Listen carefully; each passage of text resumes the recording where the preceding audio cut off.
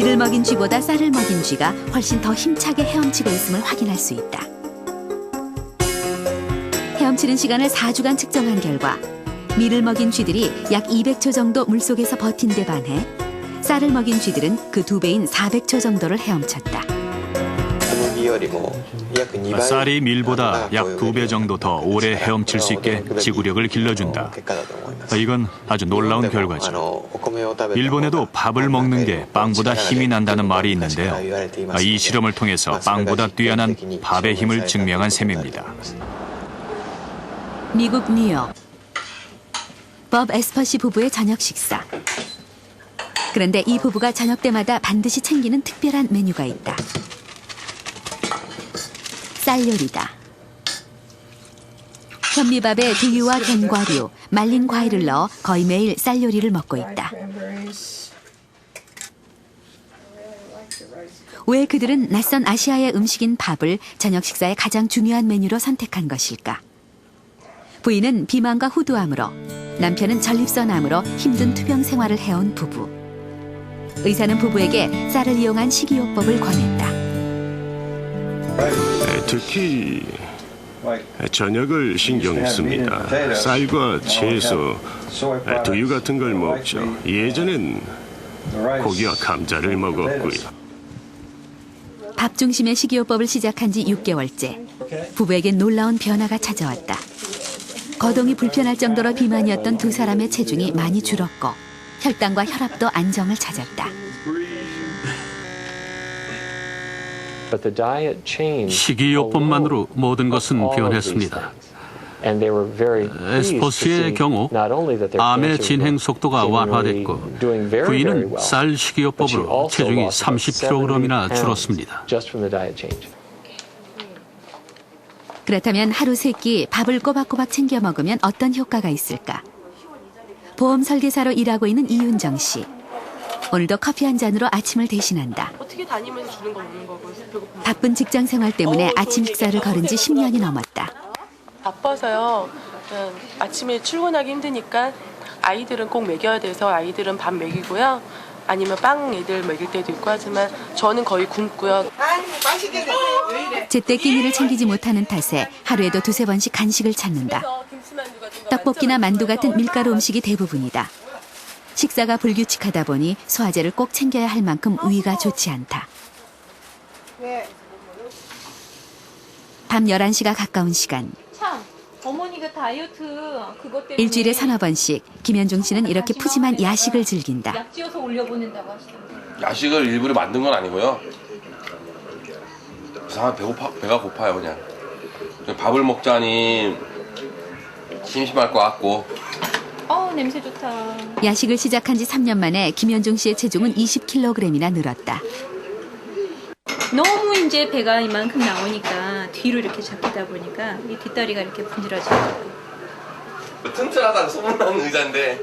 의자 다리 하나를 부러뜨리고도 김현중 씨는 야식을 멈추지 못했다. 불규칙한 식사 습관을 가진 사람들의 경우 건강 상태는 어떨까? 김현중 씨의 경우 내장 지방량이 정상보다 2배나 많은 심한 복부 비만이었다. 이윤정 씨는 지방간 수치가 정상보다 3배나 높았다. 간 기능이 상당히 저하됐음을 알 수 있다. 불규칙한 식사와 고열량의 간식이 원인이었다. 참가자들에게 밥을 중심으로 한 한식이 처방됐고 3주 후 변화를 살펴보기로 했다. 참가자들이 지켜야 할 원칙은 5가지. 먼저 하루 3끼를 일정한 시간에 꼭 밥으로 먹는다. 또 모든 간식을 금하고 가공식품도 피한다. 마지막으로 음식의 종류와 양을 식사 일지에 기록한다.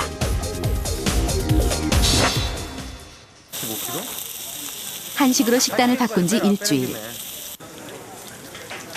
김현중 씨는 오랜만에 친구들과 함께 고깃집을 찾았다. 하지만 그저 친구들이 먹는 모습만 지켜볼 뿐이다. 밥부터 먹기 위해서다.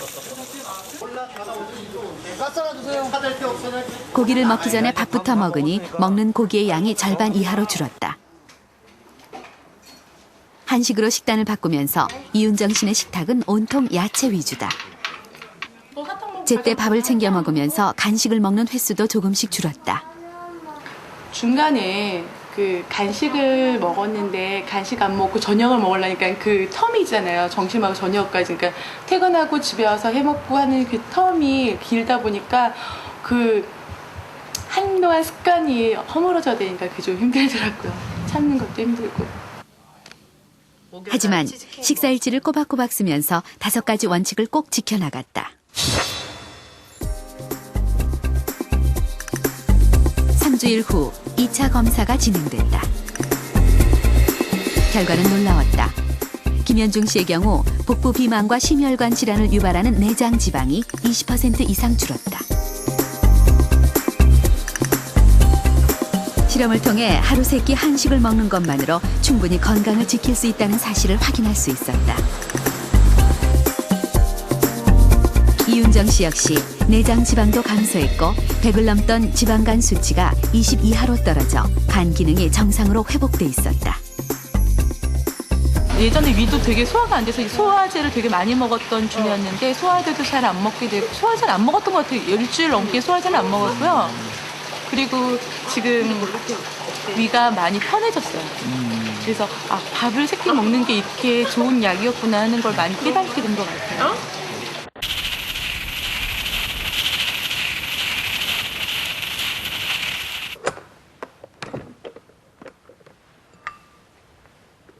이 밀가루 음식보다 밥이 좋은 또 한 가지 이유. 밥은 여러 가지를 함께 곁들여 먹을 수 있다는 겁니다. 이 최고의 발효식품이라는 김치와 또 된장찌개, 그리고 비타민과 무기질이 풍부한 각종 나물류를 함께 먹음으로써 영양학적으로 아주 우수한 식단이 됩니다. 이와 같은 식사를 하루 3끼 꼬박꼬박 챙겨 먹는 것, 그것만으로도 그 어떤 보약도 필요가 없겠죠. 2주에 걸쳐서 소개해드린 음식건강 333. 하루 3끼를 꼬박꼬박 먹되 설탕, 소금, 지방 이 3가지는 가능한 한 적게, 그리고 다양한 색깔의 과일과 오메가3 지방산 그리고 밥 3가지는 가능한 한 챙겨 먹자는 것입니다. 이 문제는 균형인데요. 좋다고 해서 혹은 나쁘다고 해서 무조건 많이 먹거나 아예 안 먹기보다는 알맞게 적당히 먹는 것, 그리고 꾸준한 실천입니다. 이 어린이 백혈병을 포함한 소아암, 난치병으로 알고 있지만 75% 정도는 치료가 가능하다고 하는데요. 다음 이 시간에는 소아암에 대해서 알아보겠습니다.